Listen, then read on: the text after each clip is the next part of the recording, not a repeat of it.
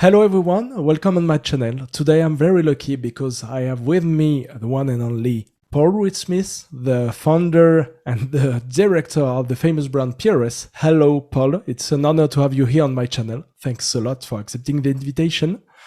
Thank you for having me on. I appreciate it. I just wanted to thank first Beth Fowler and your assistant Andrea, who makes this possible. Many thanks to her. Before talking about how and when you've started crafting guitars, can you just please tell us when and how was your first contact with a guitar? My mother was a folk singer. She would play a nylon string guitar and sing songs to us. The fox went out on a chase one night. And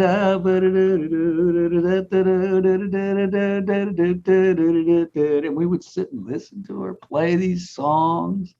It was awesome.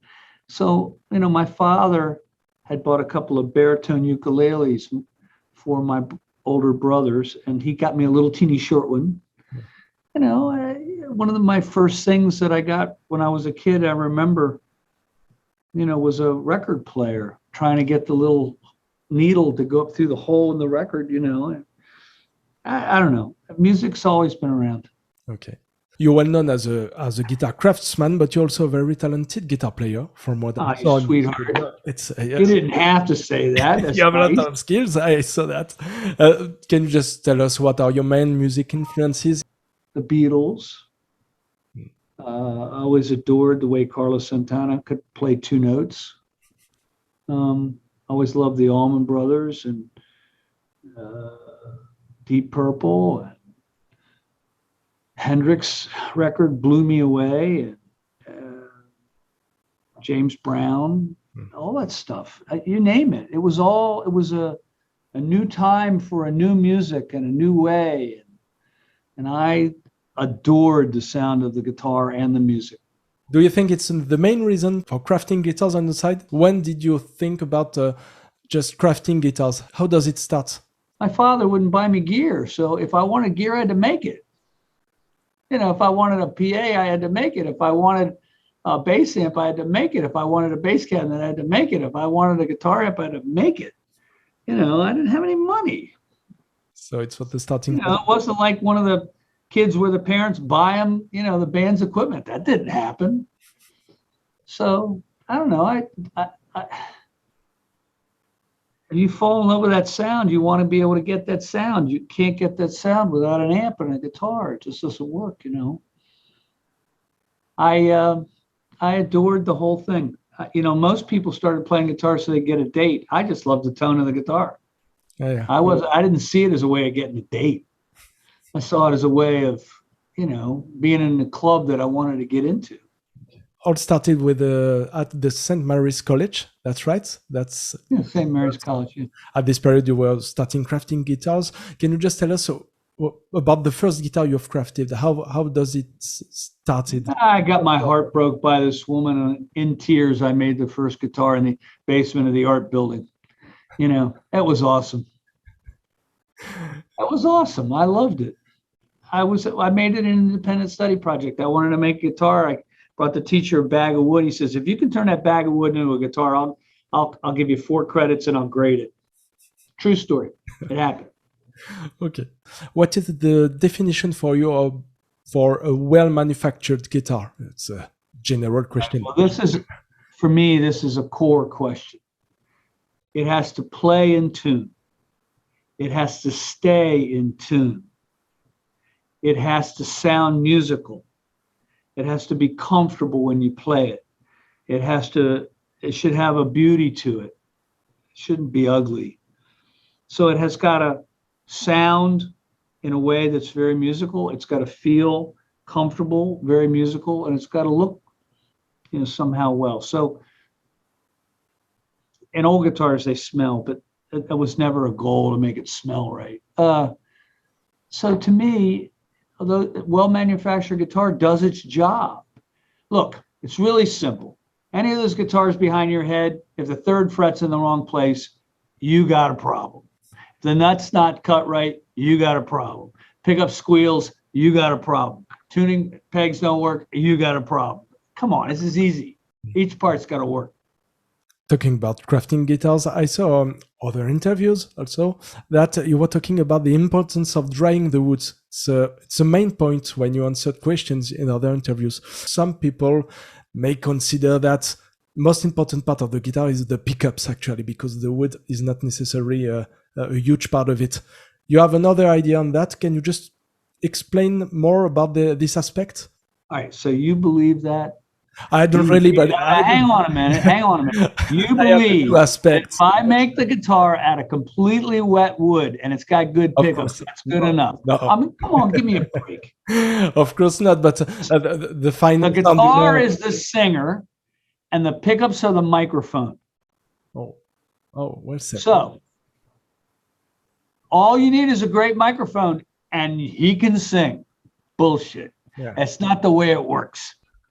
If the high E string is going, the all strings make different notes. They make A notes, E notes. You know something? I'll prove it to you right now. Hold on a minute. Here's a guitar. Yeah.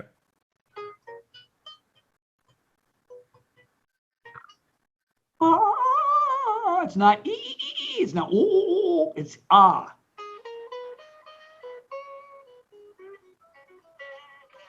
You don't think that makes a difference with a pickup? Oh, of course. Yeah. I mean, come on. Yeah. Yeah.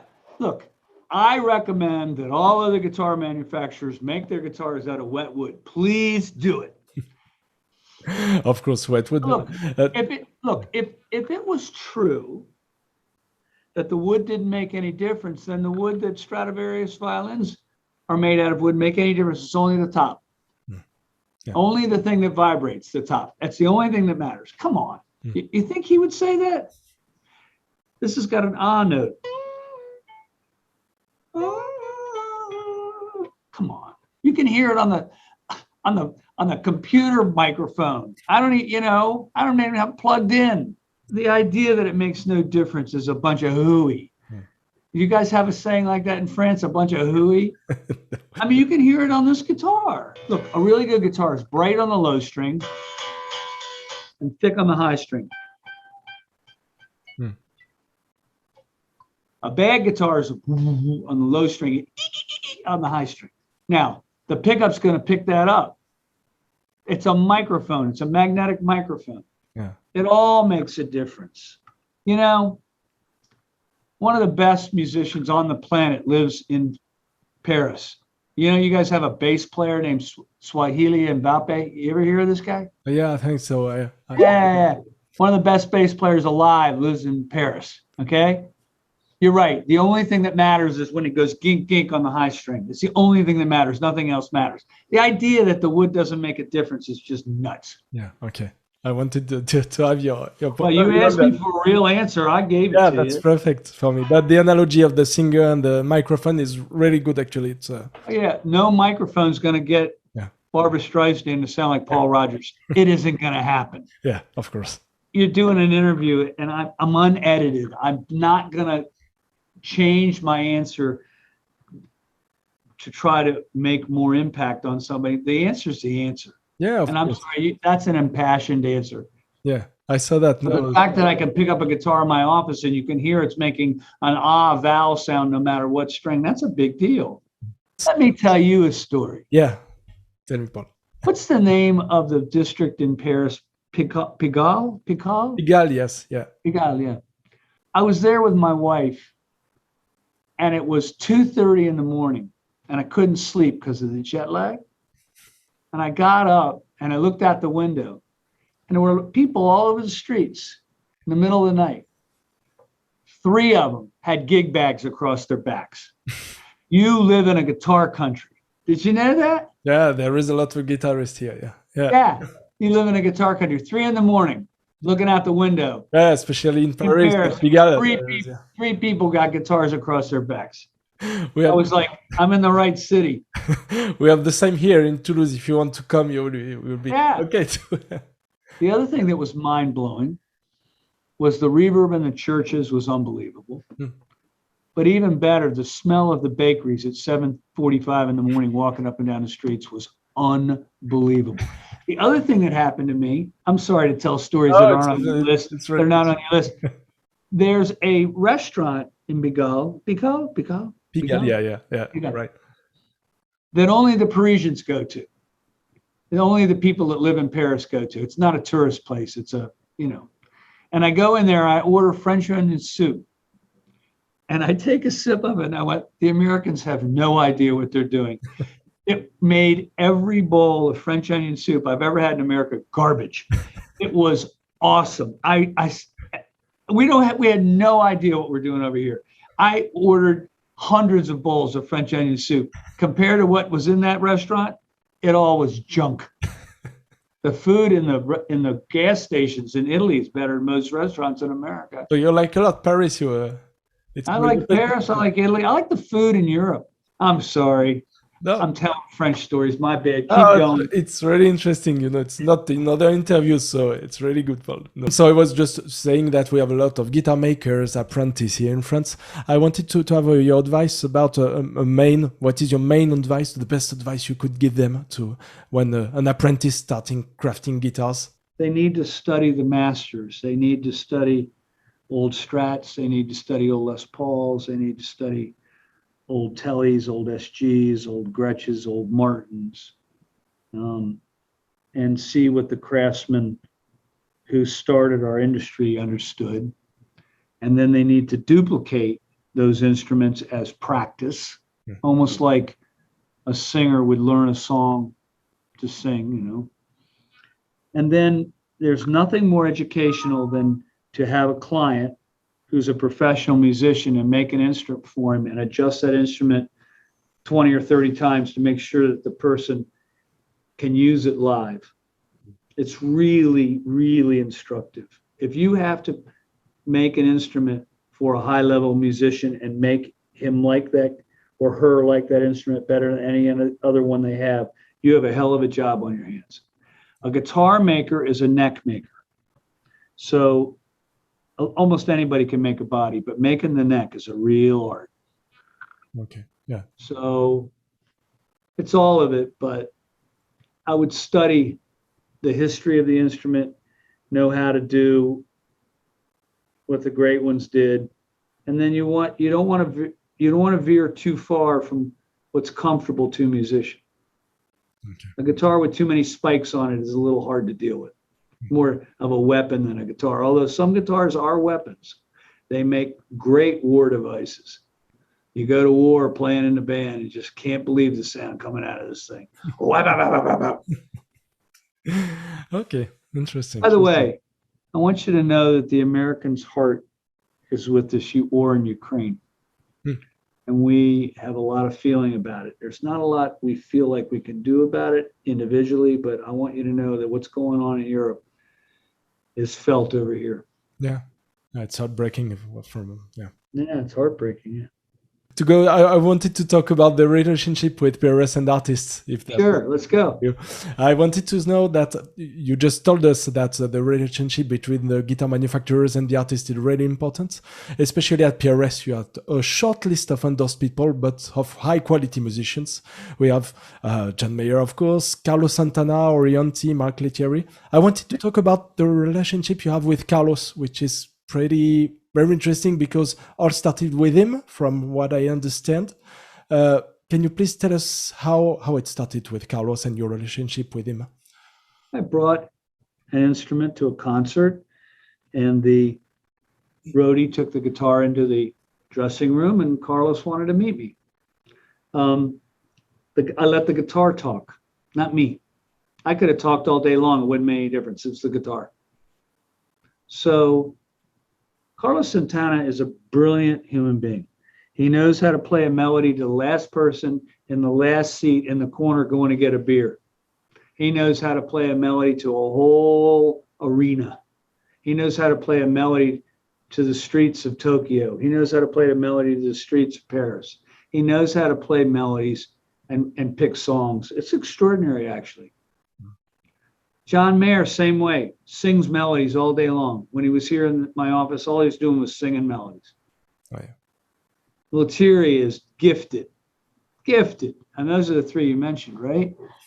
Yeah. I don't know anybody that's made it that didn't deserve it. No. Not once. You've got some wonderful musicians in France. You know, Etienne Mbappe, Swahili's father, lives in Paris, right? Mm. Plays in John McLaughlin's band. Yeah. That doesn't suck. That's pretty good. Same too. Talking about John Mayer, I wanted to talk about the PRS Guitars to conclude the interview. How do you understand this this best-selling guitar? Is it because of the John Mayer signature on the back, or for another reason? For the what is the success? That helps, but it's not that. I'm sure. I find that gives it a chance to be played. But if people didn't like the way it sounded or played, they'd put it down. And I'm noticing more and more and more people aren't using it to get a John Mayer sound. They're using it to get their sound. You know, the SE Silver Sky, I don't know, we got 13,000 orders in a day and a half. Oh. You know, Yeah. John did a great job designing it. We did a good job executing it. They're selling well. People like the sound of them, like the way they play. I've seen John play spiritually on stage, where literally people were having a spiritual experience in the audience. I've seen Carlos Santana do that.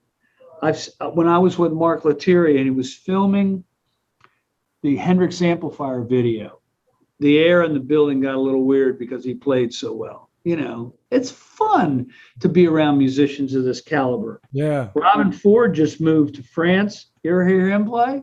No, not yet. Robin Ford, oh, he's so good. Yeah.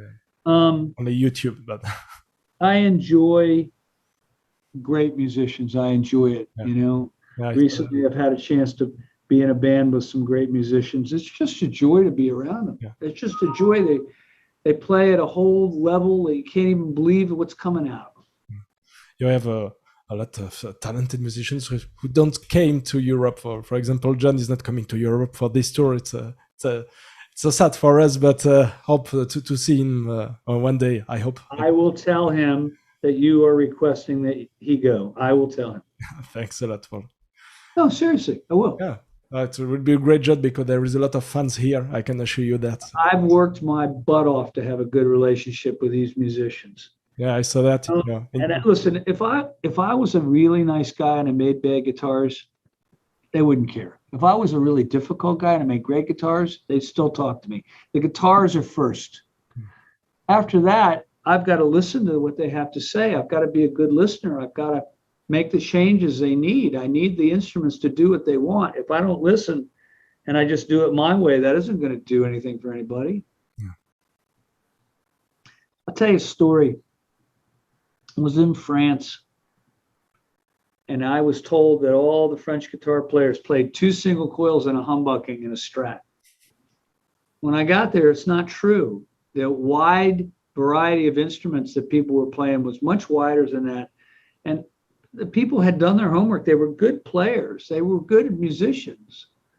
Like I said, France is a guitar country. Yeah. So is the Benelux. So is England. So is Italy. So is Germany. But there's a lot of guitars in France. Yeah. A lot. Yeah. Well, People love the guitar there. Yeah. We hope to have more and more because they say that guitar is decreasing. You know, there is more of electronic music, but yeah, I think we should do. I hope so. It's not true. There was an article published here in America that the guitar was dying. Yeah. That day, 20,000 people went and saw John Mayer play, and the next day, 25,000 people went to buy guitars in Indiana. It's just not true. It's not dying. It's alive and well. The guitar was the drug of COVID. When you were stuck at home, you had a guitar to play. We were the drug of COVID. COVID really messed with not just France and Italy and America. It messed with the whole world. And I have my beliefs about it, but I know some people who lost loved ones from it. COVID's difficult because it locked us all in our houses for 2 years. Yeah. But, you know, it's getting a little better. This is the first day I haven't worn a mask in a while. See, I've got 2 sitting right here. But since you're on the TV, I don't have to wear one. Okay. So let me ask you a question.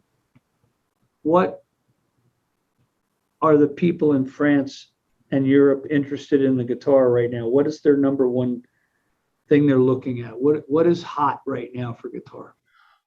There is a lot of headless guitars which are working pretty well from what I saw, and it's difficult to say. Of course, the Strat is always a best-selling guitar, and a lot of metal guitars, I would say.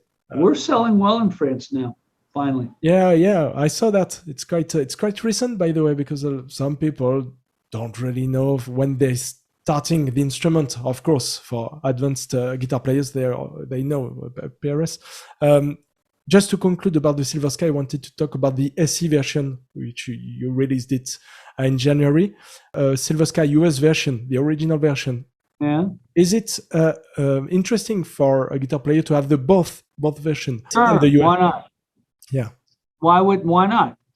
I mean, I sent an SE version to a guitar player named Nicky Morok, who plays in David Sanborn's band, the great saxophonist. He loved it. Yeah.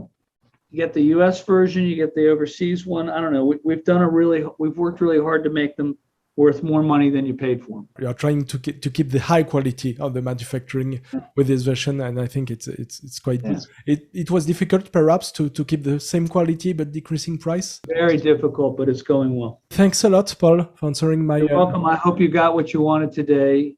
Yeah. In French, tell everybody how much I appreciate them watching. I want to hear you say it. Yeah. In French. Paul Reed-Smith adore les guitaristes français. I appreciate them watching. I want you to say, all right, look, I'll say it in English. I really appreciate everybody watching. And thank you for having me on. Thank you. Thanks a lot. Bye, Paul. Bye.